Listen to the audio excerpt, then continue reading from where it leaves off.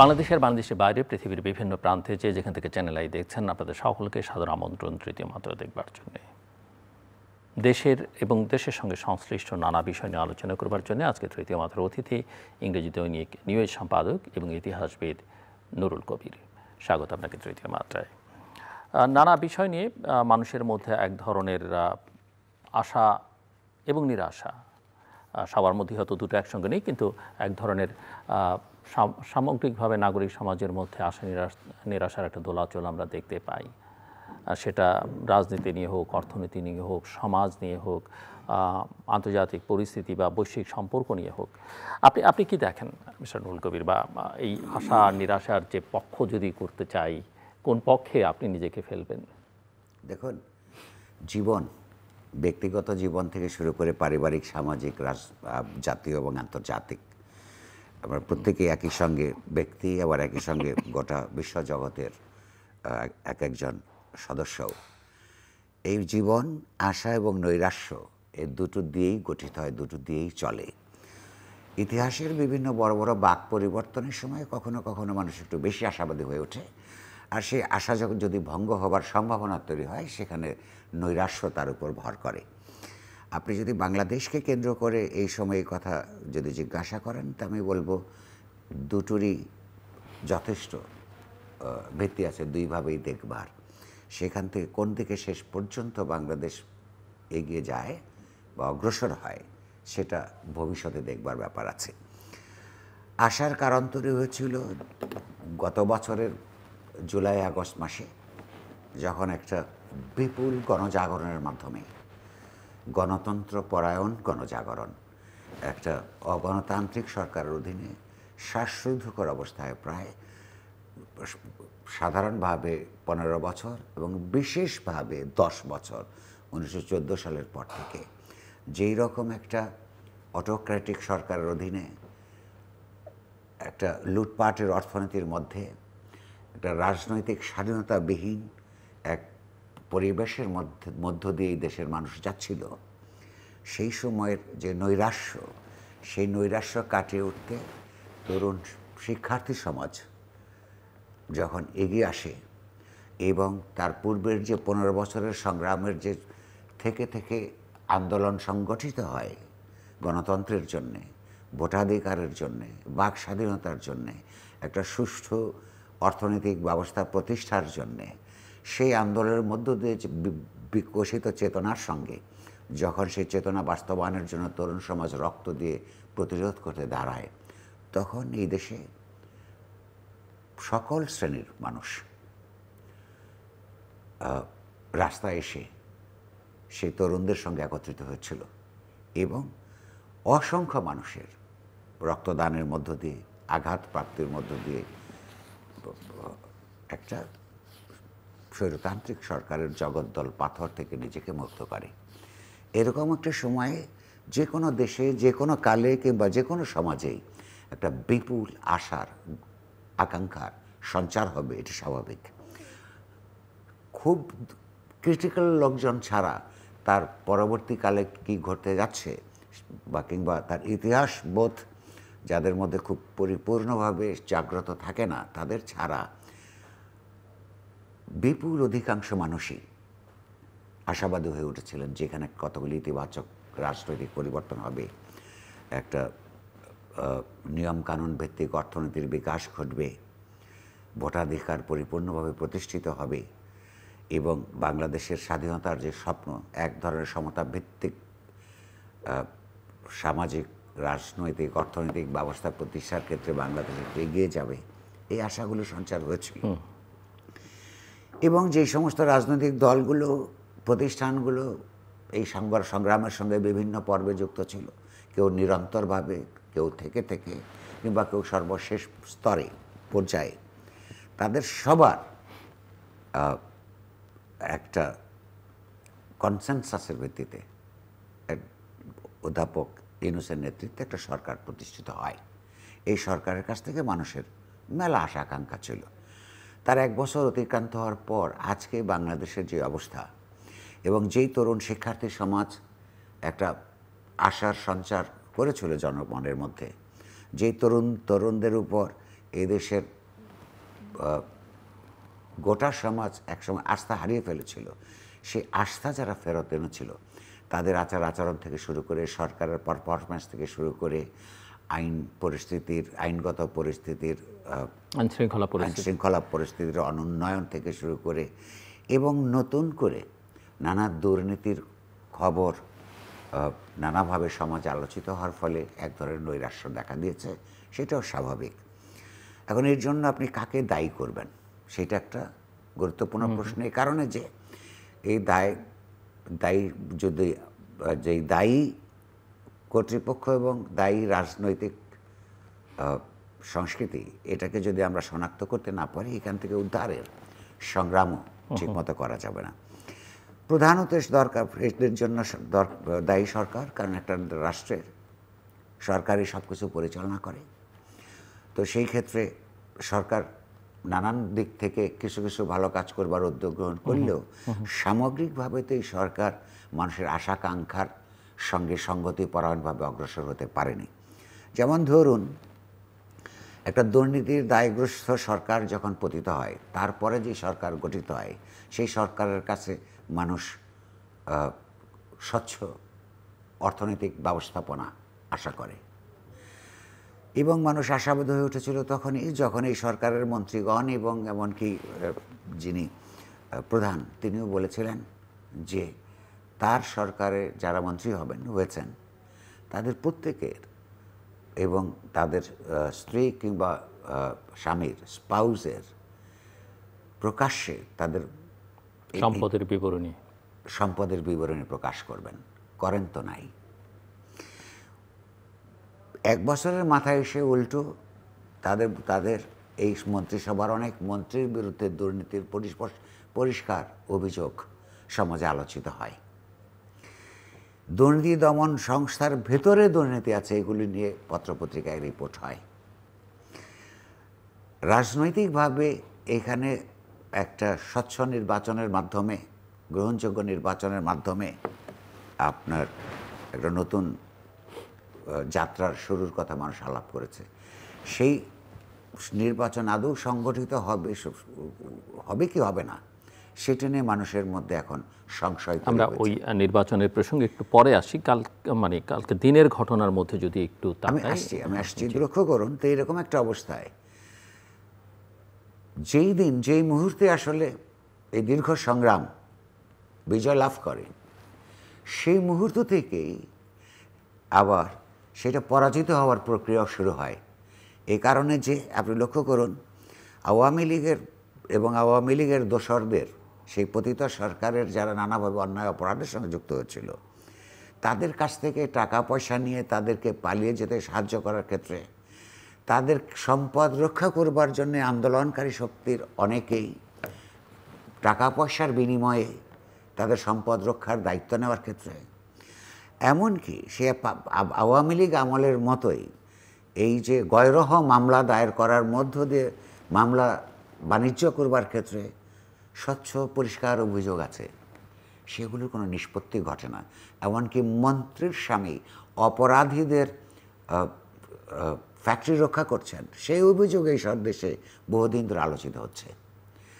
একদিকে যেমন তাদের সম্পত্তির হিসাব আমরা দেখি নাই, আরেক দিক থেকে মানুষের যখন সংশয় তৈরি হয় যে তাদের অবৈধভাবে অনেকের, সবার নয়, সম্পদ বৃদ্ধি পাচ্ছে, এইটা মানুষের মধ্যে হতাশা জাগাতে বাধ্য।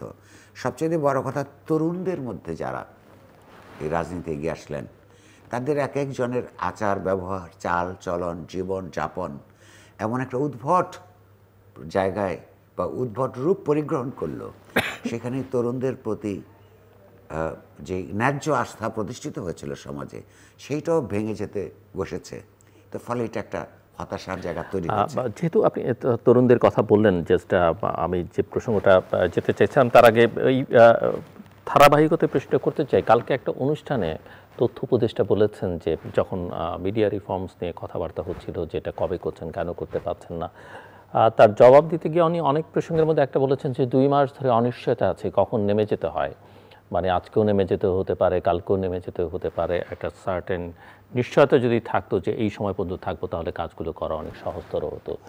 জি, ধন্যবাদ। যেমন এই যে একজন তথ্যমন্ত্রী যিনি ছাত্রনেতা ছিলেন, তিনি তার মন্ত্রিত্বের সময়কাল নিয়ে নিজে কিছু বলতে পারছেন না। দুটো, একটা হচ্ছে যে কেউ তার চাকরি খাবে, মন্ত্রীর চাকরি, সেটা তার চাকরিচ্যুত করবার একমাত্র অধিকার হচ্ছে আইনগতভাবে প্রধান উপদেষ্টা অধ্যাপক ইউনূসের।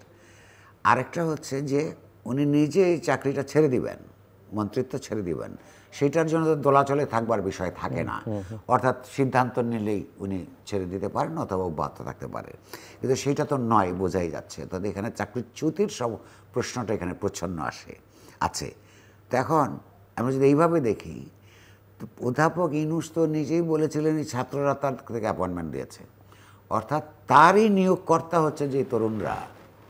এখন সেই তরুণদের কেউ চাকরির ঝুঁকির মধ্যে পড়েছেন। উনি একটু বোঝাতে চাইছেন যে রাজনৈতিক একটা চাপ আছে, আমি আসছি সেই জায়গায়। তো তার চাকরি যদি ঝুঁকির মধ্যে পড়ে, অর্থাৎ যারা মন্ত্রী পরিষদের নিয়োগ দিয়েছেন প্রধান উপদেষ্টা সহ, তিনি চাকরির ঝুঁকিতে পড়েছেন, ইঙ্গিত দিয়েছেন রাজনৈতিক চাপ আছে। রাজনৈতিক চাপটা কোত্থেকে আছে?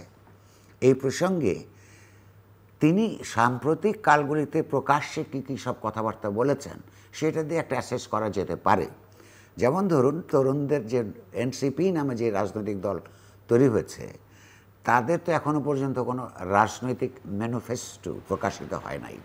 ফলে তারা কী ধরনের রাজনীতির মধ্য দিয়ে দেশকে পরিচালনা করতে চান ভবিষ্যতে, সেটা কি কোনো গণতান্ত্রিক রাজনৈতিক সংগঠন, গণতান্ত্রিক মধ্যপন্থী আদর্শ নিয়ে এগোবে, নাকি তারা দক্ষিণপন্থী জামায়াত ইসলামী এবং অপরাপর রাজনৈতিক সংগঠনের মতন করে আরেকটা সংগঠন তৈরি করবে, নাকি তারা বামপন্থার দিকে ঝুঁকবে, এইটা কোনোটাই এখনও পর্যন্ত পরিষ্কার না। কিন্তু আমরা লক্ষ্য করেছি, পত্রপত্রিকায়ও খবর ছাপা হয়েছে যে জামাত ইসলামের সঙ্গে তাদের যখন ঘনিষ্ঠতা বাড়ছে, মিটিং টিটিং করছেন প্রকাশ্যে এবং গোপনে, যদিও সেই সব খবর গোপন থাকে নাই, তখন আমরা এই তথ্যমন্ত্রীকে তার ফেসবুকে একাধিক স্টেটাস দিতে দেখেছি। তার মধ্যে একটা হচ্ছে যে মওদুদীপন্থী, অর্থাৎ তিনি জামাত ইসলামীকে ইঙ্গিত করে পরিষ্কারভাবে বলেছেন মওদুদীপন্থী 4-5টা দল ইতিমধ্যেই সমাজে সক্রিয় আছে, আরেকটা নতুন মওদুদীপন্থী দল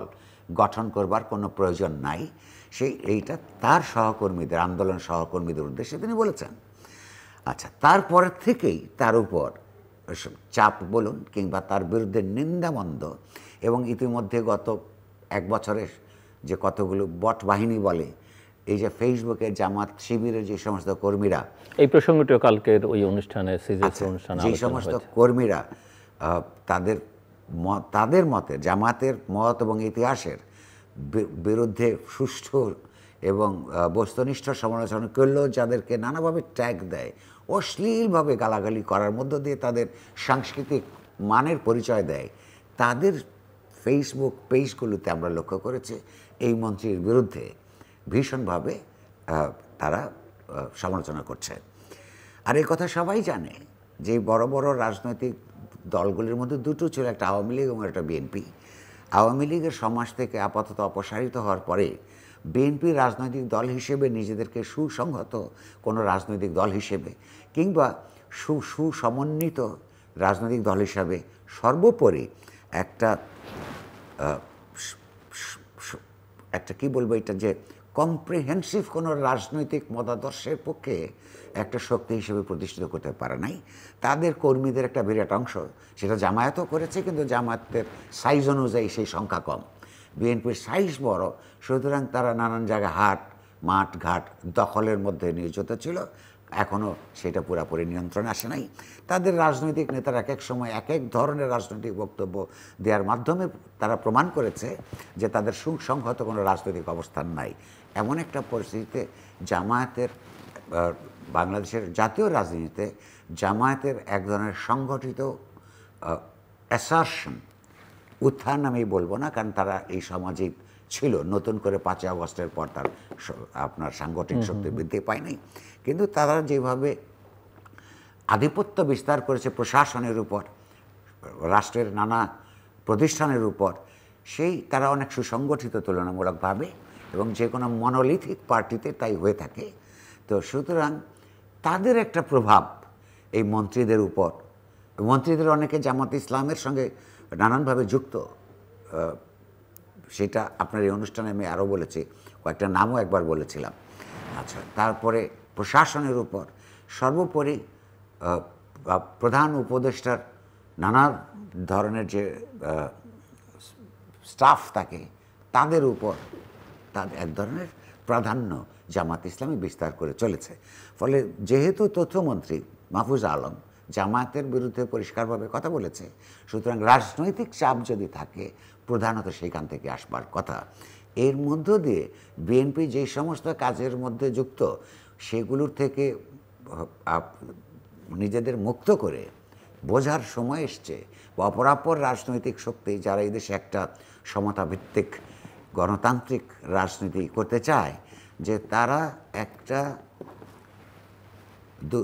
সরকার বিনুসের সরকারের মধ্যেই তার শাসনামলেই মন্ত্রী পরিবর্তন করবার মতো ক্ষমতা রাখে জামায়াত, বা সেটা পার্সু করবার জন্যে যাদেরকে ইউনূস একসময় নিয়োগকর্তা বলেছিলেন, তো নিয়োগকর্তাদেরকে সরিয়ে দিবার মতন আধিপত্য তারা রাষ্ট্রীয় প্রশাসনের উপর প্রতিষ্ঠা করতে পেরেছে। তো সেইটা শুধু তার জন্য নয়, তার সহকর্মী এবং অপরাপর রাজনৈতিক নুরুল কবির, আপনি মাথা ঠান্ডা করে চিন্তা করা, সামাজিক যোগাযোগ মাধ্যমে বট অ্যাকাউন্টের একটা বিগত সরকারের আমলে ছিল, এখনও আছে, এবং বিভিন্ন রাজনৈতিক দল সেগুলো আপনি খানিকটা বলছিলেন, এবং আগের আক্রমণের ধরন ধারণের চেয়ে এখনকারটা অনেক বেশি অরুচিকর, অশ্লীল। আগেরগুলোর মধ্যে হুমকি অনেক বেশি ছিল, কিন্তু এখন অনেক বেশি অশ্লীল মনে হয়। আমি একটু আপনার কাছে শুনতে চাই, মানে আপনি নিজেও তার একেবারেই সঠিক কথা আপনি বলেছেন। কারণ হচ্ছে, এবং আমি এটা লক্ষ্য করেছি যে দল মত, মানে জামাতের প্রসঙ্গটা আছে, কালকেই আমরা এটা নিয়ে আলোচনা করছিলাম, জামাতের একজন নেতা ওই অনুষ্ঠানে ছিলেন। এটা আঘাত লাগলে বিএনপিরও হয়তো ওই মাত্রায় নেই, তাদের মধ্যেও আছে, আওয়ামী লীগের মধ্যে তো এই প্রবণতা আছে, এনসিপির মধ্যে ওই প্রবণতা আমরা দেখে, কিন্তু যার শক্তি বেশি তার সংখ্যাটাও বেশি।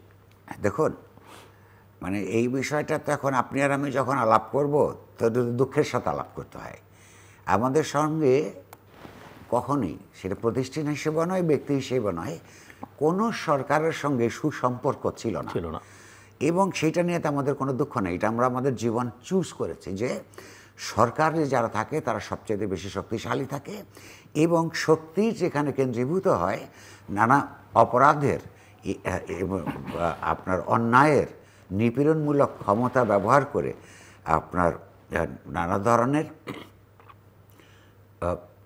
গণতন্ত্রপরায়ণ ব্যক্তি, সমাজ এবং রাজনৈতিক শক্তির বিরুদ্ধে সেই শক্তিগুলোকে, রাষ্ট্রীয় শক্তিকে ব্যবহার করা হয়। এটা জেনে শুনেই আমরা মনে করেছি জীবনে যে একটা জীবনকে যদি আমরা কিছুটা তাৎপর্যপূর্ণ করে তুলতে পারি, তার উপায় হচ্ছে নিপীড়িত মানুষের, সেটা যখন যেই জনগোষ্ঠী রাজনৈতিক দলই নিপীড়নের শিকার হোক, তাদের প্রতি সমবেদনার, তাদের প্রতি সহানুভূতিশীল থাকা, এবং কারণ পাওয়ারের ধারণটাই হলো পাওয়ার কারো না কারোর বিরুদ্ধে বা কারো না কারো উপরে প্রযুক্ত হয়। এটা পাওয়ারের একটা সহজাত অন্তর্গত বৈশিষ্ট্য। তা আমরা পাওয়ারের বিরুদ্ধে অবস্থান গ্রহণ করেছি বরাবর।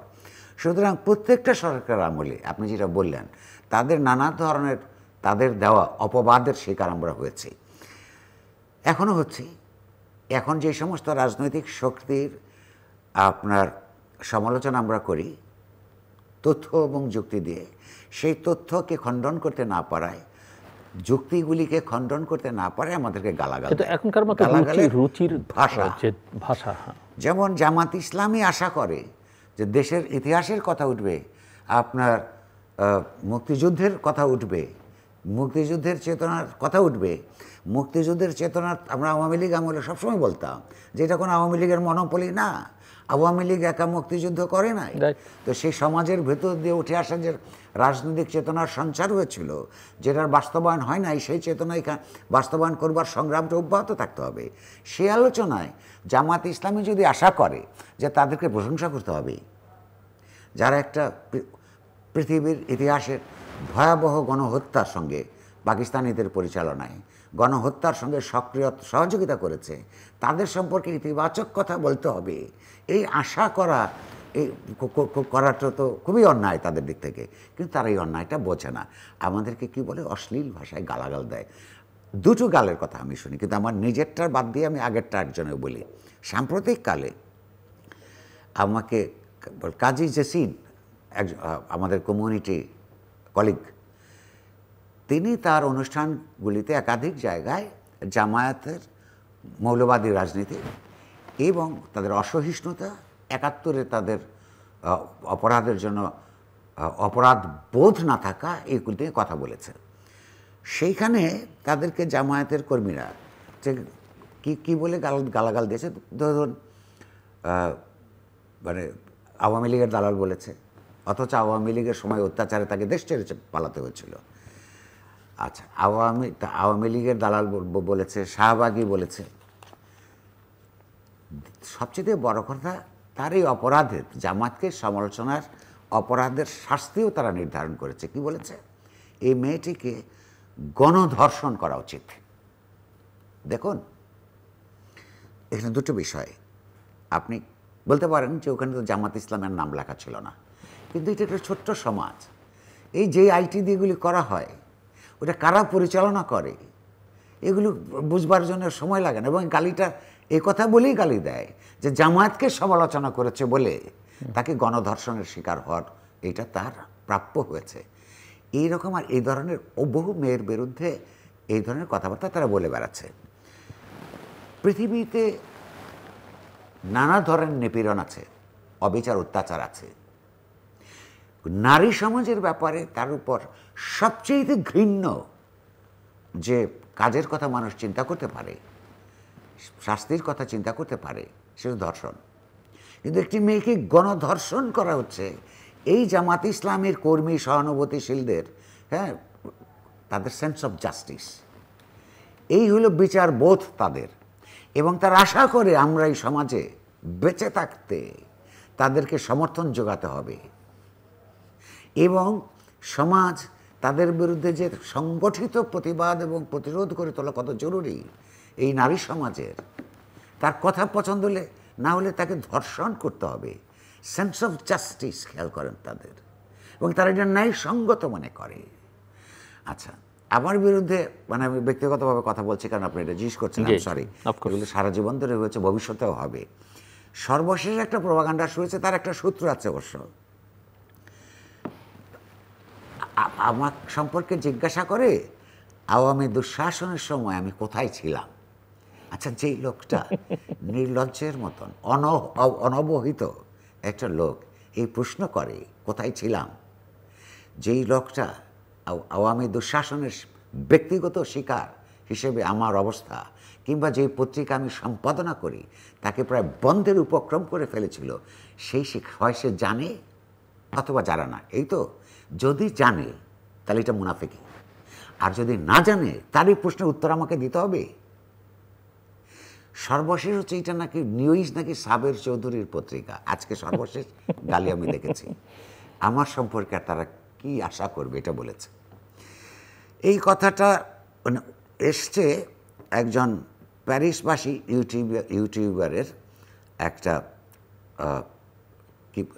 একটা মন্তব্য থেকে। সেই মন্তব্যর আবার একটা উৎস আছে, সেখানে আমি, এটা অফকোর্স বিভ্রান্তিকর এবং ভুল তথ্য। সেটা হচ্ছে বাংলাদেশের ইউনিস গভর্নমেন্ট একটা তথ্য কমিশন করেছিল।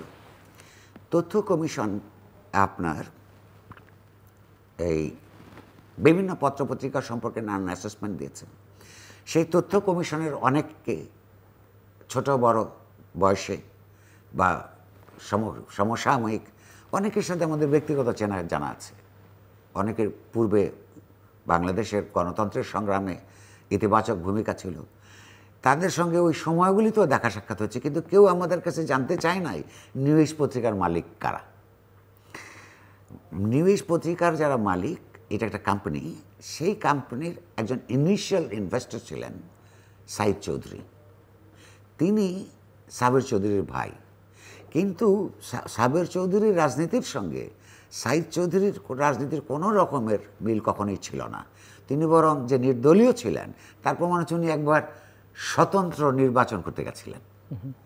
আচ্ছা, এইচআরসির কোথায় নাকি তার পেজে লেখা আছে যে মেজর একটা শেয়ার তাদের আছে। মেজর শেয়ার মানে মেজরিটি শেয়ার না, এটা তার ইংরেজি বুঝবার সমস্যা। তাদের একটা ইনিশিয়াল ইনভেস্টমেন্ট তাদের ছিল। সেইটা থেকে আমাদের কাছে এই তথ্য কমিশনের রিপোর্টের মধ্যে আরও এরকম বহুত ত্রুটি আছে, আমাদেরকে জিজ্ঞাসা করার দরকার পড়ল না, ওইটা থেকে নিয়ে তারা এটা লিখে দিল আমাদের পরিচয়। এই পত্রিকার প্রধান মালিক হচ্ছেন বাংলাদেশের শ্রেষ্ঠ মুক্তিযোদ্ধাদের একজন শহীদুল্লাহ খান বাদল, যিনি কোনোদিন কোনো ছাত্র জীবনের পরে মুক্তিযুদ্ধের পরে কোনো রাজনৈতিক দলের সঙ্গে সম্পর্কিত ছিলেন না। যে নিউ এজের মতন ইন্ডিপেন্ডেন্ট এডিটোরিয়াল পলিসি অন্য কোনো প্রকাশক এই দেশ অন্তত গ্র্যান্ট করেন নাই। এখন আমাদেরকে গালি দেওয়ার জন্য এটা এখন আওয়ামী লীগের ভিকটিম যে পত্রিকা ছিল সেইটাও করছেন। তো এই যে অপপ্রচার, এগুলো এক ধরনের ফ্যাসিবাদী অপপ্রচার। জামায়াত ইসলামী আরেক ধরনের ফ্যাসিবাদী আচরণ করছে, যাকে তাকে যা তা খুশি বলে গালি দিচ্ছে, ব্র্যান্ডিং করছে এবং মেয়েদেরকে তাদের কথা পছন্দ না হলে ধর্ষণ করার কথা বলছে। এর বিরুদ্ধে রাজনৈতিকভাবে, সাংস্কৃতিকভাবে আপনার সামাজিক সংগ্রাম, সাংস্কৃতিক সংগ্রাম, রাজনৈতিক সংগ্রাম গড়ে না তুললে বাংলাদেশ তার ইতিহাস নির্দিষ্ট গণতান্ত্রিক রাষ্ট্রের দিকে পরিণতি লাভ করে। ধন্যবাদ। আমি যে প্রসঙ্গটা শুরুতে আলোচনা করতে চাইছিলাম, কালকের দিনের একটা বড় ঘটনা, পাহাড়ের অস্থিরতা এবং সেখানে প্রাণহানির ঘটনা ঘটেছে কয়েকটি খাগড়াছড়িতে। আমি একটু আপনার বিশ্লেষণ শুনতে চাই। এটা অত্যন্ত বেদনাদায়ক ঘটনা এবং এটা অনেক দীর্ঘদিন ধরে স্বাধীনতার পর 1972 সাল থেকে যে সমস্যার এখানে তৈরি হয়েছে, সেই সমস্যার সমাধানের বিভিন্ন সময় কিছু রাজনৈতিক সমাধানের চেষ্টা হয়েছে, কিন্তু কখনোই এটা ফলপ্রসূ হতে পারে নাই। যে সমস্ত কারণে ফলপ্রসূ হতে পারে নাই তার একটা প্রধান ব্যাপার হচ্ছে বাংলাদেশের যে শাসক শ্রেণী, আওয়ামী লীগ, বিএনপি, জাতীয় পার্টি ইত্যাদি এবং সাম্প্রতিককালে জামাত ইসলামী, এই যে রাজনৈতিক দলগুলোর মধ্যে যে জাতিবাদী রাজনীতি, অর্থাৎ বাঙালি, আওয়ামী লীগের দিক থেকে ছিল বাঙালি জাতীয়তাবাদ, যে বাঙালি জাতীয়তাবাদ অবাঙালি জাতিগোষ্ঠীর অস্তিত্ব, সম্মান এবং মর্যাদাকে স্বীকৃতি দেয় না। আর বিএনপির দিক থেকে সে একটা জাতীয়তাবাদী রাজনীতির কথা, বাংলাদেশি জাতীয়তাবাদী রাজনীতির কথা তাত্ত্বিকভাবে বললেও শেষ পর্যন্ত সেইটা আমরা লক্ষ্য করেছি পর্যবসিত হয়েছে বাঙালি মুসলমানের রাজনীতিতে। ফলে যেহেতু পার্বত্য চট্টগ্রাম অঞ্চলে আপনার অমুসলিম এবং অবাঙালি জাতিগোষ্ঠীর আদিবাস ছিল, সেইখানের লোকজনকে আমরা আদারিং করে ফেলেছি, আমরা এবং তারা। তাদের সঙ্গে বাঙালি জনগোষ্ঠীর, সেটা বাঙালি জাতীয়তাবাদী হোক কিংবা বাংলাদেশি জাতীয়তাবাদীদের হোক কিংবা জামাত ইসলামীর মতো ইসলামী জাতীয়তাবাদী রাজনৈতিক দলগুলির হোক, এক ধরনের অবিশ্বাসের সম্পর্ক, অনাস্থার সম্পর্ক তৈরি হয়েছে।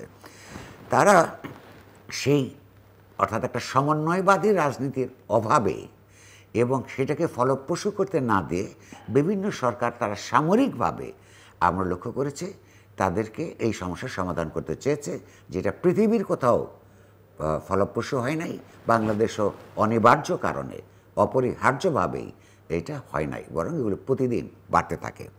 সাম্প্রতিক ঘটনা যেটা আপনি লক্ষ্য করুন,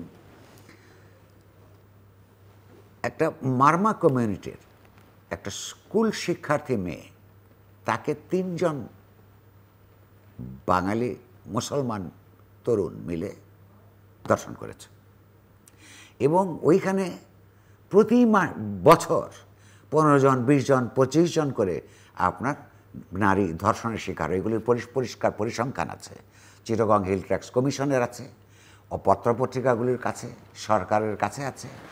এই যে মেয়েগুলি যে ধর্ষণ হয়, এই ধর্ষণের যার ব্যাপারে যারা অভিযুক্ত, এই অভিযুক্ত কোনো না কোনোভাবে রাজনৈতিকভাবে ক্ষমতাবান আওয়ামী লীগ, বিএনপি, জামাত ইসলামী, এই সমস্ত রাজনৈতিক সংগঠনের প্রত্যক্ষ সদস্য না হলেও তাদের আশ্রয়ে প্রশ্রয়ে এবং প্রশাসনেরও এক ধরনের প্রশ্রয় আছে। তা নাহলে একটা এলাকায় বছরের পর বছর মেয়েরা ধর্ষিত হবে, অথচ সেগুলো একটা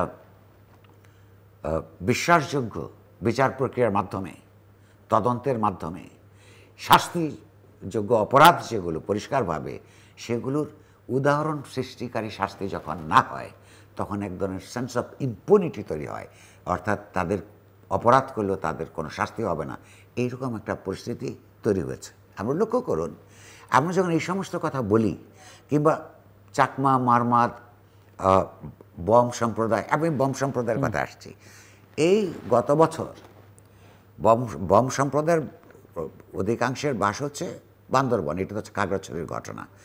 একবার আমরা পত্রপত্রিকায় দেখলাম, রাষ্ট্র মনে করল যে বাংলাদেশের বিরুদ্ধে বিচ্ছিন্নতাবাদী সংগ্রামে বম সম্প্রদায়ের কিছু লোক এটার সঙ্গে ষড়যন্ত্রের মধ্যে জড়িত।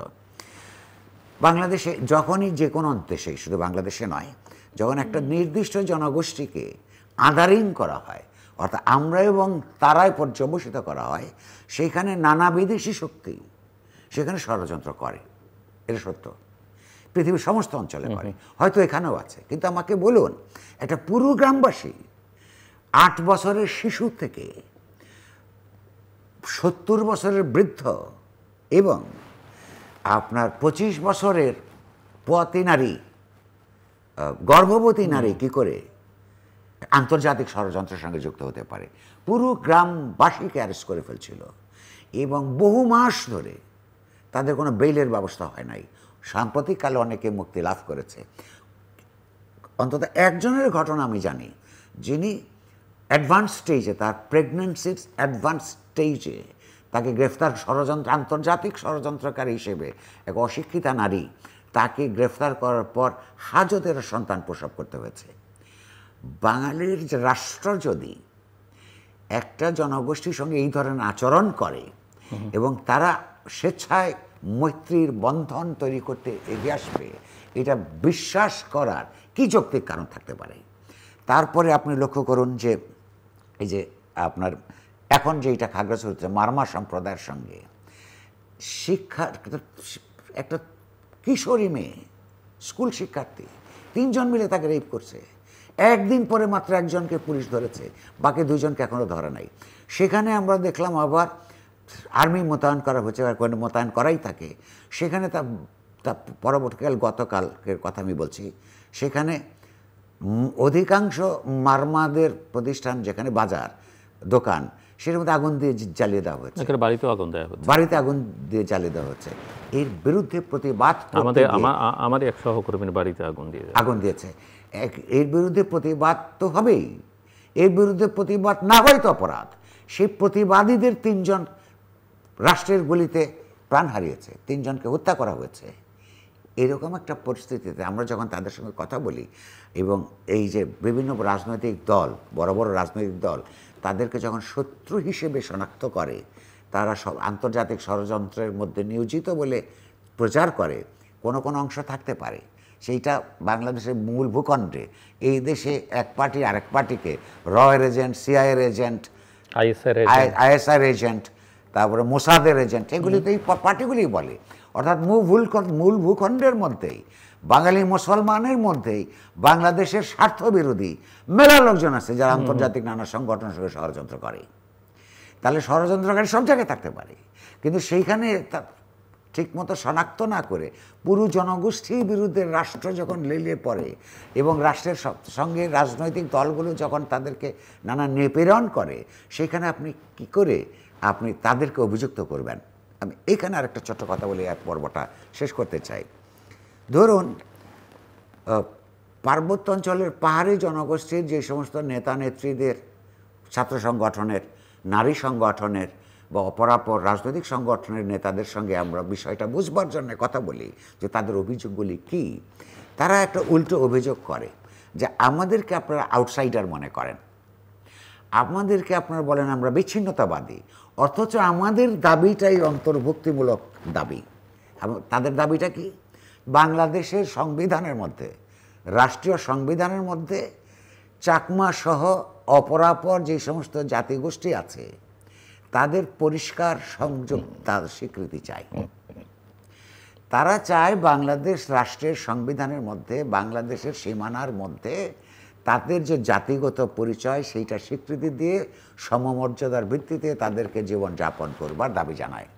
তো এইটা কি অন্তর্ভুক্তিমূলক চিন্তা, নাকি তাদেরকে যারা আদারিং করে, তাদেরকে যারা বিচ্ছিন্নতাবাদী বলে এবং বিচ্ছিন্নতাবাদী বলে তাদের জমি দখল করে বাড়ি পুড়িয়ে দেয়, মেয়েদের রেপ করে, গ্রেফতার করে মাসের পর মাস বা জামিনের ব্যবস্থা থাকে না, আপনি কি তাদেরকে দোষারোপ করবেন? তারা বিচ্ছিন্নতাবাদী, না এই বৃহত্তর বাঙালি মুসলমান জনগোষ্ঠী তারা বিচ্ছিন্নতাবাদী? কারা তাদেরকে বিচ্ছিন্ন করতে চায়? তা আমি মনে করি এই শাসক শ্রেণীর রাজনৈতিক চৈতন্য উদয় হওয়া দরকার। বাংলাদেশকে তাদের আচরণের কারণেই এই জনগোষ্ঠী বিচ্ছিন্ন বোধ করে, ফলে এই সমস্যা তাদের দাবি দেওয়া নিয়ে রাজনৈতিকভাবে সুসংগত মানে একটা ইতিবাচক মনোভঙ্গ নিয়ে তাদের সমস্যাগুলো আন্তরিকতার সাথে খতিয়ে দেখে সেগুলোর সমাধান করতে গেলেই শুধু বাংলাদেশ বিচ্ছিন্নতাবাদের হাত থেকে রক্ষা পাবে। তা না হইলে পৃথিবীর বহু জায়গায় এই ভূখণ্ড বরং হারাবারই সম্ভাবনা থাকবে। কারণ হচ্ছে যে ওই অঞ্চল জুড়ে আলাদা আলাদা রাষ্ট্র তৈরি করবার স্থানীয় এবং আন্তর্জাতিক যে সমস্ত ডিজাইন, চক্রান্ত অথবা নীতি বিভিন্ন দেশের আছে, সেগুলোও তো আমরা সবাই জানি। তা আমরা কি তাদেরকে সেই দিকে ঠেলে দিব, নাকি তাদের অন্তর্ভুক্তিমূলক যে দাবি সেইগুলোর ন্যায্যতা দাবিগুলোকে মেনে নিয়ে একসাথে বসবাস করবার চেষ্টা করব? এইটা সরকার এবং শাসক শ্রেণীর চিন্তা করবার দায় আছে। আপনি জামায়াত ইসলামী নিয়ে কথা বলছিলেন এবং অনেকেই মনে করছেন যে জামাত ক্রমশ তার উত্থান, আপনি বলেছেন যে তারা এখানে ছিলই, কিন্তু তাদের সমর্থন বাড়ছে। তার একটা বড় প্রমাণ হিসেবে অনেকেই মনে করেন যে দেশের সর্বোচ্চ বিদ্যাপীঠ ঢাকা বিশ্ববিদ্যালয়, জাহাঙ্গীরনগর বিশ্ববিদ্যালয়ে তাদের সমর্থকদের বিজয়, রাকসু চাকসুর নির্বাচন, সেখানেও অনেকেই মনে করছেন যে তারাই হয়তো বিজয়ী হবে। এবং দেশের সাম্প্রতিককালে যতগুলো সার্ভে বা পোল হয়েছে সেগুলো তো দেখা যাচ্ছে যে অনেকটাই তারা তাদের সমর্থন বাড়ছে, তারা অনেকটা বিএনপির ঘাড়ে নিঃশ্বাস ফেলছেন। সব মিলিয়ে আপনার কাছ থেকে শুনতে চাই, কারণ এই ইলেকশনগুলোর পরে আপনার সঙ্গে আমার এই অনুষ্ঠানে কথা হয়নি, তো আপনি বিভিন্ন জায়গায় বলেছেন, কিন্তু আমি আমার দর্শকদের জন্য আপনার মতামত। ধন্যবাদ আপনাকে। জামায়াতের সমাজে প্রভাব বেড়েছে, কতগুলো সমাজে প্রভাব বাড়া আর সমর্থন বাড়ার মধ্যে দুটো সমর্থনও বেড়েছে, প্রভাব সমর্থন বাড়বার কারণেই প্রভাবও বেড়েছে, এইটা সত্য। আচ্ছা, এর দুটো কারণ প্রধানত। এক নম্বর হচ্ছে যেই রাজনৈতিক দল একটা পৃথিবীর অন্যতম প্রধান ঘৃণ্যতম গণহত্যার সঙ্গে জড়িত, সেই রাজনৈতিক দল একটা সমাজে যখন তার প্রভাব এবং সমর্থন বাড়ে, এইটা তো বাংলাদেশের সমস্ত রাজনৈতিক দলগুলোর ভীষণভাবে ভাবতে বসার প্রয়োজন ছিল, কিন্তু তারা ভেবেছে বলে আমার মনে হয় না। বরং তাদের এই বিকাশে আওয়ামী লীগ এবং বিএনপি নানানভাবে তাদেরকে সহযোগিতা করেছে। কখনো এই জামাত ইসলামী গণতন্ত্র প্রতিষ্ঠার নামে আওয়ামী লীগের দোসর হিসেবে, কখনো বিএনপির দোসর হিসেবে এইখানে তাদের প্রভাব বাড়িয়েছে। এটা হচ্ছে রাজনৈতিক দলগুলোর সুবিধাবাদী রাজনীতি, অর্থাৎ আওয়ামী লীগ, বিএনপি এবং অপরাপরের সুবিধাবাদী রাজনীতির কারণে, ভোটারের সংখ্যা বাড়ানোর রাজনীতির কারণে তারা নৈতিকতা বাদ দিয়ে কৌশলগত প্রয়োজনে তাদেরকে আশ্রয় প্রশ্রয় দিয়ে তাদেরকে বিকশিত হবার সুযোগ দিয়েছে, একটা। দ্বিতীয়ত, মানুষের মধ্যে কেন সমর্থন বাড়ল? একটা তারা তো সাংগঠনিক চিন্তা করবেই জামাত ইসলামী রাজনৈতিক দল হিসেবে। এরও আবার দুটো কারণ। সবচেয়ে খারাপ ছাত্রও যদি সারা বছর পরিশ্রম করে, তার একটা রেজাল্ট আছে। জামাত ইসলামী 50 বছর ধরে নিরন্তর কাজ করে যাচ্ছে। তারা স্কুল তৈরি করেছে, তারা হসপিটাল তৈরি করেছে, কলেজ তৈরি করেছে, বিশ্ববিদ্যালয় তৈরি করেছে, ব্যবসা প্রতিষ্ঠান তৈরি করেছে, ব্যাংক প্রতিষ্ঠা করেছে। এইটা কিন্তু এই আওয়ামী লীগ, বিএনপি, জাতীয় পার্টির শাসনামলে তাদের এই নীতি সহযোগিতা এবং আইনি সহযোগিতার মধ্যে থেকেই করেছে। তাদের একটা ক্যাডার ভিত্তিক পার্টি, তাদের কতগুলি নিয়ম নীতি আছে। সেই নিয়ম নীতি আওয়ামী লীগ এবং বিএনপির নিয়ম নীতির চাইতে বেটার হিসেবে মানুষ চাক্ষুষ করেছে। এখন সুশৃঙ্খল দল হলেই গণতন্ত্রপরায়ণ দল, সেটা যে নয় এই বিষয়ে সমাজে খুব কথা বলা হয় নাই। একটা দলের রাজনৈতিক আদর্শ কী সেটা গুরুত্বপূর্ণ। যেমন ধরেন হিটলারের পার্টি, মুসোলিনির পার্টি, তারা কিন্তু অত্যন্ত নিয়ম অনুবর্তী দল ছিল। অর্থাৎ নিয়ম কানুন মেলে শৃঙ্খলাপূর্ণভাবে বিকশিত হলেই সেটা একটা ভালো রাজনৈতিক দল হয়ে যায়, যেটা সত্য নয়। এই আলোচনা সমাজে নিরন্তরভাবে হয় নাই। মূলত তার আদর্শ কী, রাজনৈতিক আদর্শটা কী, কী ধরনের সমাজ সে প্রতিষ্ঠা করতে চায়, সেইখানে গণতন্ত্রপরায়ণ শক্তিগুলির বা ধারণার সঙ্গে তাদের ধারণার পার্থক্য কোথায়, এই আলোচনাগুলি আওয়ামী লীগ, বিএনপি বা আরও যারা সরকার চালিয়েছে দল, রাজনৈতিক দল হিসেবে জাতীয় পার্টিটা কখনো আলোচনা করে নাই। সমাজে বুদ্ধিজীবীরাও আওয়ামী লীগ বিএনপিতে বিভক্ত থাকবার ফলে পরস্পরের নিন্দামন্দ এবং প্রশংসায় নিজেদেরকে নিয়োজিত রেখেছিল। ফলে বাংলাদেশের সমাজ এই যে এক ধরনের রাজনীতির দিক থেকে অসচেতন সমাজে পরিণত হয়েছে। আপনার জামাত ইসলামী এই অসচেতনতাটার সুযোগ নিতে পেরেছে, কারণ তারা তাদের রাজনীতিতে অন্যদের তুলনায় অনেক কমিটেড, তাদের অঙ্গীকার আছে। এইটা আপনার সমাজে তাদের বিকাশের ক্ষেত্রে একটা সহযোগিতা করেছে। সাধারণ সমর্থন বারবারও আরেকটা কারণ আছে, সেটা হচ্ছে যে বামপন্থা ধরুন, যারা এদেশের সবচাইতে অসাম্প্রদায়িক রাজনৈতিক সংগঠন, রাজনৈতিক আদর্শ, তারা বা মধ্যপন্থী রাজনৈতিক দল হিসেবে যারা প্রচার করতো আওয়ামী লীগ, বিএনপি, মুক্তিযুদ্ধের চেতনা যে একটা অত্যন্ত উন্নত মানের আকাঙ্ক্ষা, আওয়ামী লীগ শাসনামলে বিশেষত তার সর্বশেষ 15 বছরের শাসনামলে মুক্তিযুদ্ধের চেতনার নামে, মুক্তিযুদ্ধের বস্তুনিষ্ঠ চেতনা বাস্তবায়নের পর থেকে বহুদূর সরে গিয়ে এইটাকে একটা আপনার দুঃশাসন এবং দুর্নীতির, দলীয় দুঃশাসন এবং দুর্নীতির একটা স্লোগান, এই স্লোগানের অন্তরালে যে কাজগুলো করেছে মানুষ তো এটা দেখেছে। ফলে মুক্তিযুদ্ধের চেতনার কথা বললে এই কারণ যে গত 15 বছরে ধরুন যেই শিশু আপনার আওয়ামী লীগ ক্ষমতা আসার সময় 10 বছর বয়স ছিল, সে তো তার এখন যার 25 বছর বয়স, সে মুক্তিযুদ্ধের চেতনার সম্পর্কে, যেহেতু তার স্কুল পাঠ্য বইয়ে পরিষ্কার সত্য কথা লেখা হয় নাই, যেহেতু তাকে ইতিহাস বই ঠিকমতো পড়ানো হয় নাই, কারণ যে ইতিহাসের ক্ষেত্র, ইতিহাস লেখার ক্ষেত্র বুদ্ধিজীবীদের অসৎ তৎপরতার কারণে দলীয়করণ হয়েছে। বাপ মায়ের কাছে শোনা, দাদা দাদির কাছে শোনা অভিজ্ঞতার সঙ্গে ইতিহাসের বইয়ে লেখা মুক্তিযুদ্ধের চেতনা যে আওয়ামীকরণ, সেটা সে মেলে নাই। ফলে সে বিশ্বাসযোগ্য বিবরণ বা বয়ান সে দেখে নাই, ফলে সেটাকে সে যথার্থভাবে অবিশ্বাস করেছে। এবং তার যে ইকোনমিক পলিসির ফেলিওর আওয়ামী লীগ বিএনপির, মানুষের বৈষম্য কমানোর পরিবর্তে তাদের শাসনামলগুলিতে তাদের অর্থনৈতিক তৎপরতার কারণে, অর্থনৈতিক নীতির কারণে যে বৈষম্য বেড়েছে, অর্থাৎ জনগণকে আওয়ামী লীগ বিএনপি মুক্তিযুদ্ধের কথা নানানভাবে বললেও মুক্তিযুদ্ধের চেতনাকে, বৈষম্য বিরোধী চেতনাকে আপনার কিন্তু প্রতিষ্ঠিত করতে পারে নাই। তাদের কাজ ছিল উল্টো।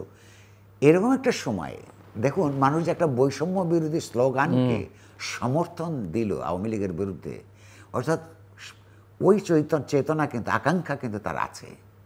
এমন একটা সময়ে জামাত অনেক স্মার্টলি তাদের কাজগুলি এগিয়ে নিতে পেরেছে। তারা যদি ক্ষমতায় পুরোপূর্ণভাবে ছিল না, সে তারা যে ক্ষমতায় গেলে কতটা অপরাধ করতে পারে, তাদের লোকেরা যে তার সেন্স অফ জাস্টিস, যে মেয়েরা আপনার এই তার ন্যায্য সমালোচনা করলো, গণধর্ষণের কথা চিন্তা করতে পারে, এটি দেশের মানুষ এখনও দেখে নাই। ফলে আওয়ামী লীগ বিএনপির রাজনৈতিক অর্থনৈতিক ফেলিয়ার এবং জামাতের নিরন্তর প্রচেষ্টা, জামাতের সেই কৃতিত্ব তার আছে, সেইটার কারণে এই সমস্ত ঘটনা ঘটেছে। ফলে এখন এইটার থেকে মুক্তির শর্টকাট কোনো পথ নাই। অপরাপর রাজনৈতিক দলগুলোকে যারা ন্যূনতম গণতন্ত্রে বিশ্বাস করে, আপনার মানুষের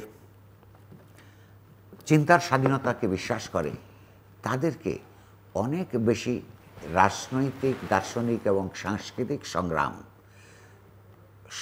শুরুই তো হয় নাই, শুরু করা এবং বিকশিত করার মাধ্যমেই এইরকম একটা বর্বরচিত অপরাধী রাজনৈতিক দলের অপরাধী চিন্তা থেকে মুক্তির পথ তৈরি হতে পারে। সো আমরা একটু শেষের দিকেও যেটুকু সময় আছে সেটুকু সময় আর আমি জামাত বা বর্তমান সরকার বা নবগঠিত রাজনৈতিক দল এনসিপি নিয়ে আলোচনা করতে চাই না, কারণ এগুলো আপনি অ্যাড্রেস করেছেন। মাঝে মাঝে আওয়ামী লীগ বিএনপির প্রসঙ্গটাও এসেছে, কিন্তু আমি এই দুটো প্রধান দল যাদেরকে আপনি রাজনৈতিক, আদর্শিক, সাংস্কৃতিক লড়াইয়ের কথা বলছেন, তাদের করা উচিত। আমার একটু আপনার কাছে প্রশ্ন যে সামনে নির্বাচন, এই নির্বাচন নিয়ে অনেকের মধ্যে নির্বাচন হবে কি না, হলে সেটা কেমন নির্বাচন হবে, সেগুলো নিয়ে যেমন সংশয় আছে, অনেকে খুবই অতি আশাবাদী আমি দেখতে পাচ্ছি, বিশেষ করে বিএনপি বা তার কোনো মিত্র খুবই অত্যন্ত আশাবাদী। কিন্তু আমি একটু আপনার কাছ থেকে বুঝতে চাই যে এই দুটো দল, প্রধান দুটো দল, বাংলাদেশ এতদিন তো এই দুই দলের রাজনীতির মধ্যে কেন্দ্রীভূত ছিল, এখন জামাতের কথা আসছে, শেষ পর্যন্ত কী হবে সেটা জনগণ ডিসাইড করবে। বাট এই দুটো দলের ভবিষ্যৎ আপনি কি দেখেন, তাদের বর্তমান ভবিষ্যৎ এবং আগামী নির্বাচনকে কেন্দ্র করে তাদের অবস্থান আপনি কি দেখেন? আচ্ছা, ধন্যবাদ। এক নম্বর হচ্ছে যে নির্বাচন নিয়ে একটু আগে, এটি আসলে আমার শেষ প্রশ্ন আপনার কাছে, 5-6 মিনিট সময় আপনার জন্য। আমার ধারণা, আমি জানি আপনার ব্যক্তিগত পজিশন, আপনার ব্যক্তিগত পডকাস্টে আমি শুনি, আপনি মনে করেন যে ফেব্রুয়ারি মাসে নির্বাচন হবে না, আপনি বলেছেন। আমি এখনো মনে করি হবে না, এবং আমি মনে করি যে হলেও সেটা আসলে কোনো নির্বাচন বলতে আমরা যা বুঝি সেরকম কোনো নির্বাচন। আমার ধারণা যে ইউনূস সরকারের ন্যূনতম দায়িত্ববোধ যদি থাকে, ন্যূনতম দায়িত্ববোধ যদি থাকে এবং তার সরকারের ব্যর্থতার সম্পর্কে যদি তার সামান্যতম ধারণা থাকে, তাহলে তার সর্বশক্তি নিয়োগ করে, তার ক্যাপাসিটি আদৌ যদি কিছু থেকে থাকে, এই সমস্ত রাজনৈতিক দলকে নিয়ে, নির্বাচন কমিশন, আইন কানুন, প্রশাসনকে নিয়ে তার ফোকাস হওয়া উচিত একটা নির্বাচিত সরকার প্রতিষ্ঠা করার দিকের জন্যে। এবং আমার অনুমান যে অন্তত অধ্যাপক ইউনূস, আমি এখনও পর্যন্ত বিশ্বাস করি তিনি এটা চান।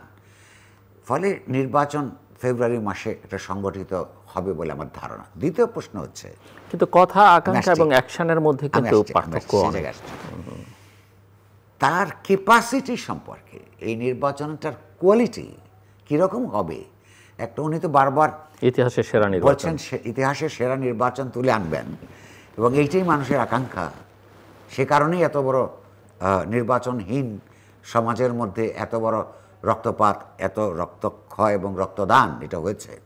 কিন্তু সেটা তুলে আনবার জন্য যে যোগ্যতা, যে সামর্থ্য, যে চিন্তা করা দরকার, সেই চিন্তার ক্ষমতা তাদের আছে কিনা, এবং যেই সমস্ত রাজনৈতিক শক্তিগুলোকে সমন্বয়ের ভিত্তিতে মোবিলাইজ করতে হবে, তার এফার্টস নেওয়ার জন্যে এই রাজনৈতিক দলগুলোকে একটা ষড়যন্ত্রমূলক রাত্রের আলোচনা, আর একটা হচ্ছে প্রকাশ্যে সেইগুলোকে এই অবস্থার মধ্যে দিয়ে মোবিলাইজ করবার সামর্থ্য। কারণ তার মন্ত্রীদের অধিকাংশেরই এই রাজনৈতিক দলগুলোর সঙ্গে কোনো অর্গানিক যোগাযোগ নাই, কীভাবে রাজনৈতিক নেগোসিয়েশন করতে হয় তার কোনো অভিজ্ঞতা নাই। আচ্ছা, এই সমস্ত অবস্থার মধ্যে এই তার কোয়ালিটিটা কি হবে সেইটা আমি খুব নিশ্চিত না। ইতিহাসের সেরা নির্বাচন হবে এইরকম কোনো আশাবাদ আমি দেখি না, বাট নির্বাচনটা হবে বলে আমার মনে হয়। দ্বিতীয়ত প্রশ্নটা হচ্ছে যে আওয়ামী লীগ বিএনপির,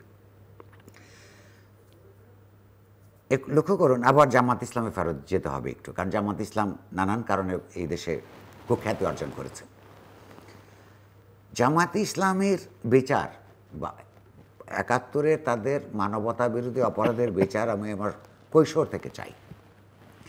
আওয়ামী লীগ যখন এই বিচার প্রক্রিয়া শুরু করে, এই বিচার প্রক্রিয়াকে পত্রিকা হিসেবে এবং ব্যক্তি হিসেবে, সাংবাদিক হিসেবে আমি এটা সমর্থন করেছি।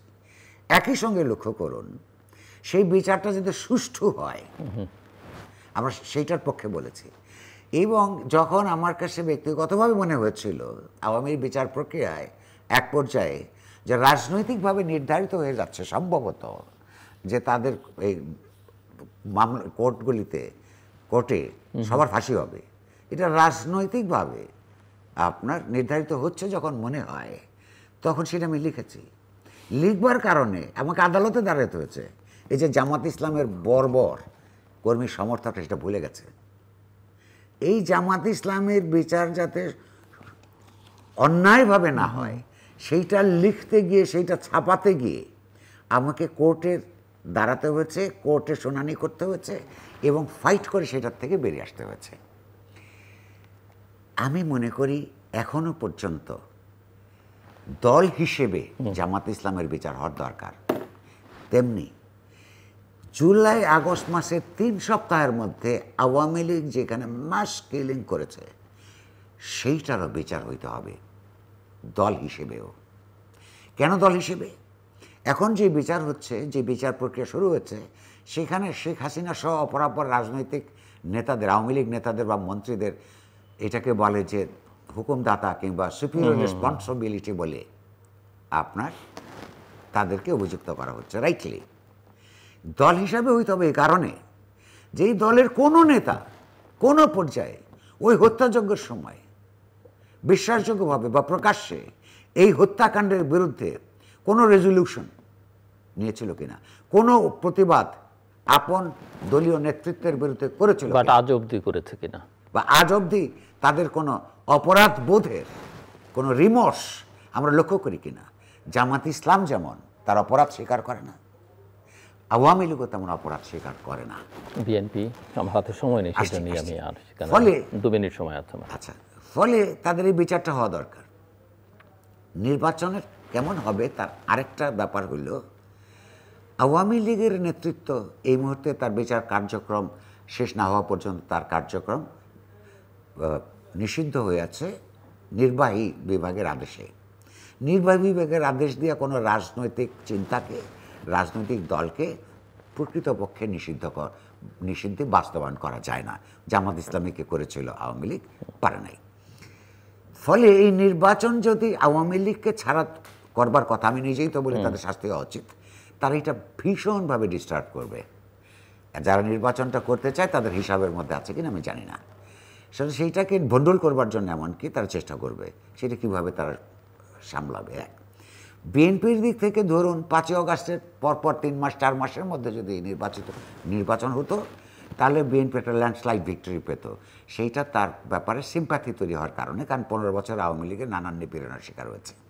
কিন্তু দীর্ঘ সময় হয়ে যাওয়ার কারণে একদিক দিয়ে সমাজের কিছু লাভ হয়েছে। সেটা হলো এই, বিএনপি যে রাজনৈতিক দল হিসেবে তার কোনো কেন্দ্রীয় আদর্শ, কেন্দ্রীয় নেতারা যে সমস্ত কথা বলেন তার অনেককে বহিষ্কার করেছে।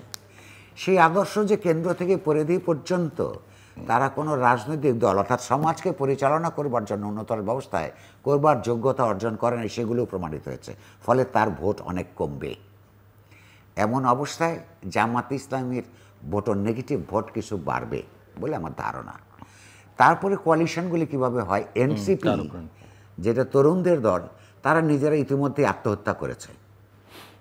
এটা তারা শুধু নিজেদের বিরুদ্ধেই অপরাধ সংগঠিত করে নেই, এই যে তরুণ সমাজের প্রতি যে মানুষের আস্থা, সেই আস্থাকে ধ্বংস করবার ক্ষেত্রে তারা বেশ খানিকটা অবদান নিজেরাই রেখেছে। ফলে শেষ পর্যন্ত নির্বাচনটা হবে কিনা, হলে কীভাবে হবে, এটা একটা এই মুহূর্তে বাংলাদেশের বিরাট বা সবচেয়ে বড় চ্যালেঞ্জ। এই চ্যালেঞ্জ মোকাবেলা করা প্রধানত গণতন্ত্রপরায়ণ রাজনৈতিক দল এবং এই অভ্যুত্থানের মধ্য দিয়ে পরিস্থিত সরকার, ইউনূসের সরকারের রাজনীতি বোঝবার সক্ষমতা এবং এগুলোকে মোবিলাইজ করবার সক্ষমতার উপর নির্ভর করবে। যদি সেটা না হয় বাংলাদেশ ভীষণ বিপদের মধ্যে পড়বে, বাংলাদেশ দুর্বলতর অবস্থায় যাবে এবং দেশি বিদেশি নানা ভেস্টেড ইন্টারেস্ট গ্রুপ বাংলাদেশের জনস্বার্থ বিরোধী নানা তৎপরতার দিকে বাংলাদেশকে নিয়ে যাবে। সেটা আমাদের কারো কাম্য হতে পারে না। অনেককে ধন্যবাদ মিস্টার নুরুল কবির। দর্শক, কথা বলছিলেন সম্পাদক ইতিহাসবিদ নুরুল কবির, এবং তিনি যেটা বলছিলেন যে তিনি আশাবাদী, আশা থাকা ভালো, এবং তিনি এটাও বলছেন যে তিনি মনে করেন যে নির্বাচনটা হবে, এবং নির্বাচনটা যদি ঠিকঠাক মতো না হয় তাহলে যে বাংলাদেশ একটা চরম বিপদের মধ্যে পড়বে, এটা এখন সরকারেরও বা সরকারের কাছাকাছি অনেকেই বলবার চেষ্টা করছেন। তবে একথা ঠিক যে নির্বাচনের যারা প্রধান স্টেক হোল্ডার, বিশেষ করে রাজনৈতিক দলগুলো, প্রধান 3টে দলের কথা তিনি চুলচেরা বিশ্লেষণ করেছেন। জামাত কিভাবে তার প্রভাব বলয় বিস্তার করতে পেরেছে, কিভাবে তার সমর্থন বাড়ছে একটা সংগঠিত রাজনৈতিক শক্তি হিসেবে, এবং নানা ক্রিয়াকর্মের মধ্য দিয়ে সমাজে তার বিস্তার কীভাবে করছে সেটা তিনি বিশ্লেষণ করছেন। কিন্তু একই সঙ্গে তিনি স্মরণ করিয়ে দিচ্ছেন যে রাজনীতিতে আদর্শটা অত্যন্ত গুরুত্বপূর্ণ। এই আদর্শিক অবস্থানটাকে আপনি আমি কিভাবে বিবেচনা করতে চাই, যারা এই দেশ নিয়ে ভাবেন, দেশের ভবিষ্যতের চিন্তা করেন, এই দেশের মাটি বাতাসের সঙ্গে যাদের সম্পর্ক আছে, তারা যারা এই দেশটি চায়নি তাদেরকে কিভাবে বিবেচনা করতে চান, সেটা অত্যন্ত গুরুত্বপূর্ণ বিষয়। এবং মুখের কথা বা চিন্তা আর কাজে কিছু কিছু উদাহরণ আজকে আলোচনার মধ্যে মিস্টার নুরুল কবির এনেছেন, সেগুলো বিবেচনার দাবি রাখে। দ্বিতীয় প্রসঙ্গ হচ্ছে জামাত যেমন তার অপরাধের জন্য, বিশেষ করে ৭১ তার ভূমিকার জন্য ক্ষমা চায়নি, আওয়ামী লীগও তার অপরাধের জন্যে ক্ষমা তো চায়নি, বরং তাদের মধ্যে কোনো অনুযোগ, অনুতাপ, অস্বস্তি আছে, সেটাও কিন্তু আজকে পর্যন্ত কোনো পর্যায়ে কোনো রকমের প্রমাণ নেই। কাজেই আওয়ামী লীগের এই অন্তত একটি বিষয়ের মধ্য দিয়ে তার ভবিষ্যৎও আসলে নির্ধারিত হবে এবং নির্ধারিত হওয়া উচিত বলে তিনি মনে করেন। বাংলাদেশ জাতীয়তাবাদী দল আর একটি বড় রাজনৈতিক দল, তারও এক ধরনের আদর্শের সংকট যেমন আছে, সবচেয়ে বড় কথা হচ্ছে বিএনপির আসলে রাজনীতিটা কি সেটাই স্পষ্ট নয়। কাজেই যে রাজনৈতিক দলের রাজনীতি থাকে না, সেটা রাজনৈতিক দল হিসেবে পরিচিত হতে পারে বটে, কিন্তু সমাজে প্রতিষ্ঠিত হওয়া, জায়গা করে নেয়া জনমনে, জনগণের মধ্যে, এবং